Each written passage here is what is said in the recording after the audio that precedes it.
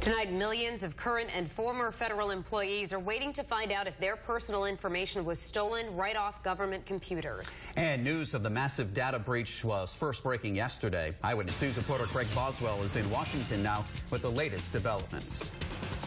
Mike and Shannon, the personnel office noticed malicious activity when it began to toughen its cybersecurity defense system. 4 million federal workers may have had their personal information stolen during a breach of the Office of Personnel Management and the Department of the Interior.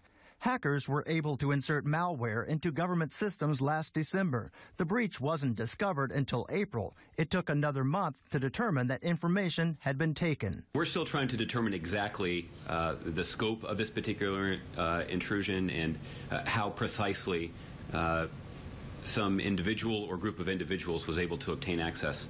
Publicly, White House officials will not say who is behind the attack. Privately, administration sources tell CBS News they believe China is responsible for the breach. It's more cyber espionage than cyber crimes. Dr. Jane LeClaire with the Cybersecurity Institute says the attack could be useful for spies. I mean, it sounds a bit fantastic, but I don't think it is. I think it's really within the realms of what a nation state would do versus a cyber criminal group. China's foreign minister says the U.S. should stop making what he called unverified presumptions. U.S. officials blamed Chinese hackers for a similar breach of the Office of Personnel Management in March of last year. At the White House, Craig Boswell, Eyewitness News. New tonight, Rhode Island's members of Congress say this cybersecurity breach should serve as a wake-up call for Washington. We have to strengthen our defenses, obviously.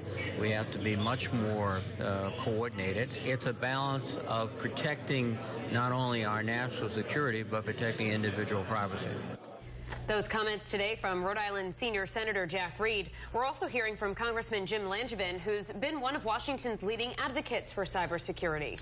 Congressman Langevin released a statement saying, in part, quote, "This breach clearly illustrates the need for a re-examination of the federal government's approach to securing its networks, both to protect the millions of hardworking federal employees who rely on their employer to keep their data secure, and for all Americans who depend on their government to keep the